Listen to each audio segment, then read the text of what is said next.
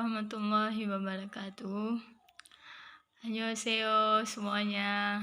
Perkenalkan, nama saya Mauliza. Saya dari Kaprodi S1 Farmasi di Universitas Sains Sunyadin. Saya sekarang udah semester 5 dan pada hari ini saya akan sharing tentang apa saja yang saya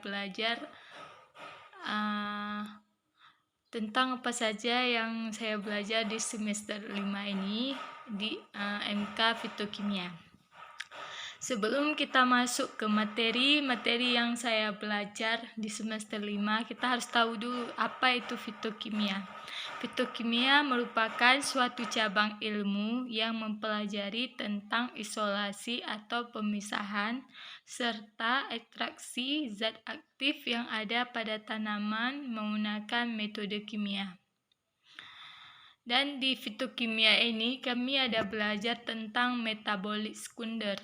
Apa itu metabolit sekunder?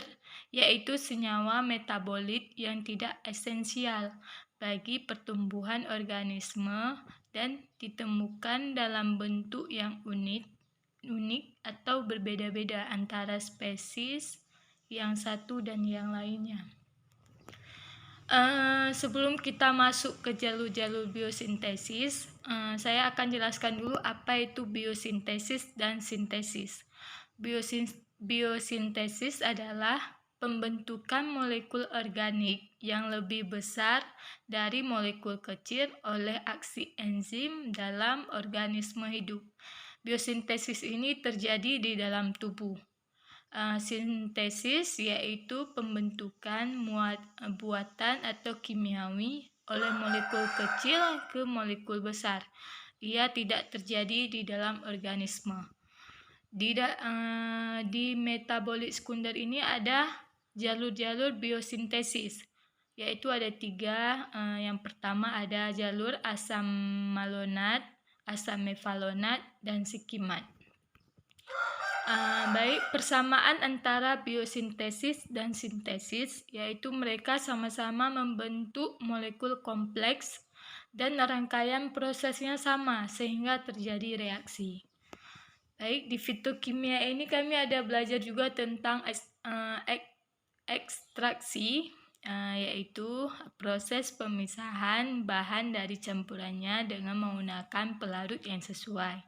Proses ini dihentikan ketika tercapai kesetimbangan antara konsentrasi senyawa dalam pelarut dengan konsentrasi dalam sel tanaman.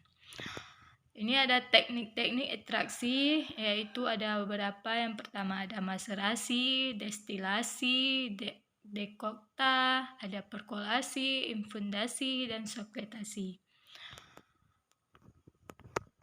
Dan di fitokimia ini kami ada belajar tentang alkaloid. Alkaloid yaitu substansi yang relatif toksik yang bekerja terutama pada susunan saraf pusat, bersifat basa, mengandung nitrogen heterosiklik, dan disintesa dalam tumbuhan dari asam-asam amino dan turunan-turunannya. Metode yang mengidentifikasi senyawa alkaloid ada beberapa, yaitu yang pertama pengumpulan alat dan bahan, yang kedua pembuatan ekstrak kasar atau ekstrak etanol, yang ketiga fraksinasi ekstrak kasar, yang terakhir yaitu screening fitokimia. Di alkaloid ini ada beberapa golongan, bukan berapa sih, ada 2 golongan, yaitu golongan menurut Hecknor dan alkaloid berdasarkan atom nitrogen. Pergolongan menurut Hecknor ini ada 3. Yang pertama ada alkaloid sesungguhnya. Sesungguhnya ini sama kayak alkaloid sejati. Dia itu bersifat basa, dia itu terkandung dalam cincin heterosiklik. Yang kedua ini ada alkaloid sederhana, sama juga dia itu bersifat basa. Yang ketiga yaitu alkaloid semu. dia sifat kebahasaannya itu lebih rendah daripada alkaloid sesungguhnya sama alkaloid sederhana.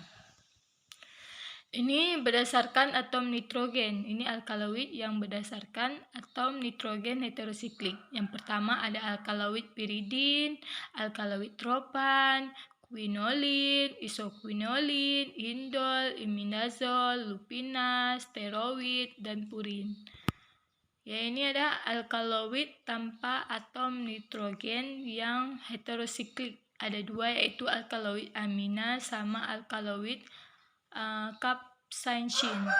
Oke, thanks for watching. Sampai jumpa lagi.